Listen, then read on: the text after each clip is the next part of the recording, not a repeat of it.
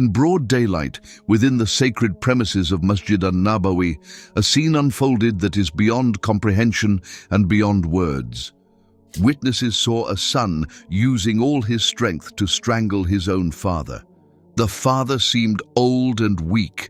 As a result, the father was unable to free himself from the powerful grip of his son, who should have been his greatest protector. The son was showing no mercy towards his father. He wasn't loosening his grip. The father was trying to save himself, but wasn't able to do so. Had it not been for other men who noticed what was happening and rushed forward to intervene, the outcome could have been far more tragic. Those men became a means of Allah's mercy for that helpless father. This incident was already beyond shocking, especially considering that it did not occur on an ordinary street or during a moment of chaos or darkness.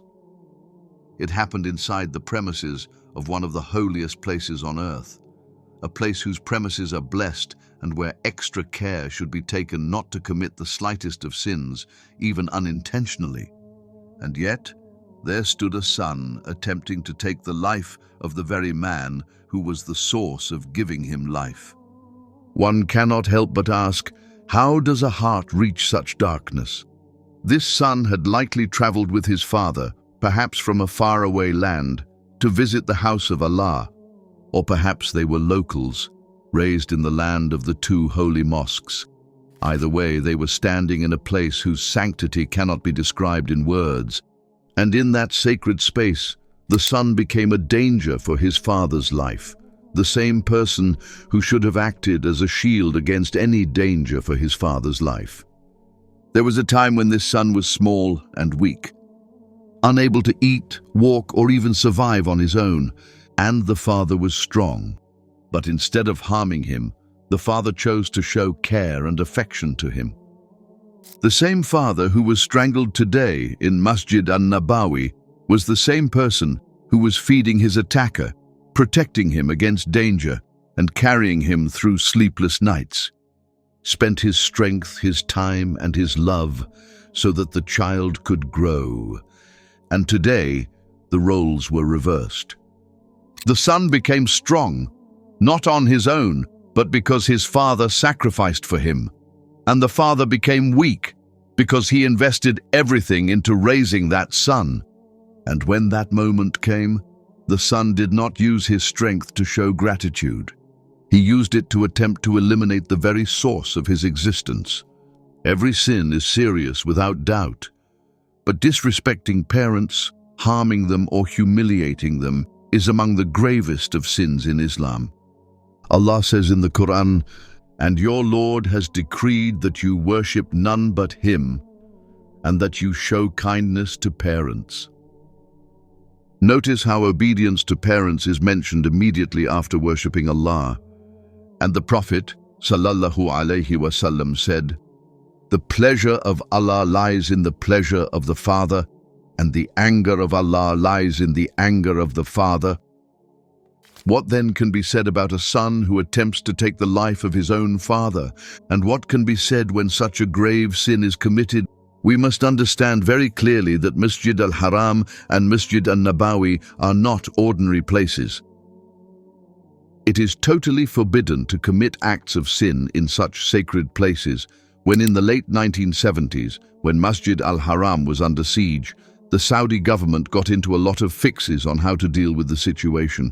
Even in that troubling situation, they didn't want to go against the laws of Islam, which clearly state that no violence is accepted within the holy premise of Masjid al-Haram. Only when they received fatwas from religious scholars that such an engagement could be tolerated this time, because if no action was taken, a greater danger lay ahead for the pilgrims trapped inside the holy mosque. But what about us? We roam around in these holy places as though they are just ordinary places.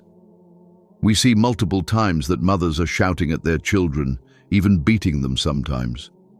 Husbands are shouting at their wives, scolding them.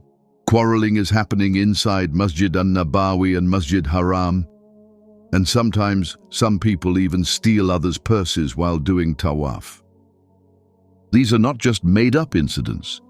They are happening in real time. Actions such as shouting and yelling may not carry sins in normal lives. They are surely discouraged, but they become heavy sins when committed inside the holy premises of Masjid An-Nabawi and Masjid Al-Haram. And the open sins like stealing and doing violence and disrespecting parents are just beyond anything. The sins committed in sacred places are multiplied, just as rewards are multiplied.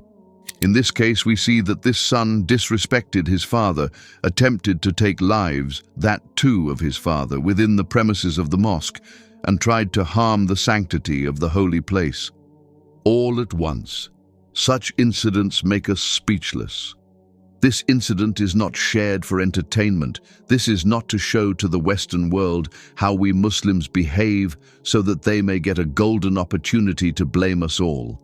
This is only a warning to those who raise their voices in the holy mosques, a warning to those who quarrel, shout, scold their children, insult their spouses, or lose control of their anger in these sacred spaces. These are not ordinary buildings. These are places where intentions are weighed, actions are magnified, and sins are not taken lightly. Before visiting these holy places, ask yourself, can I control my anger? Can I guard my tongue? Can I respect my parents and those around me?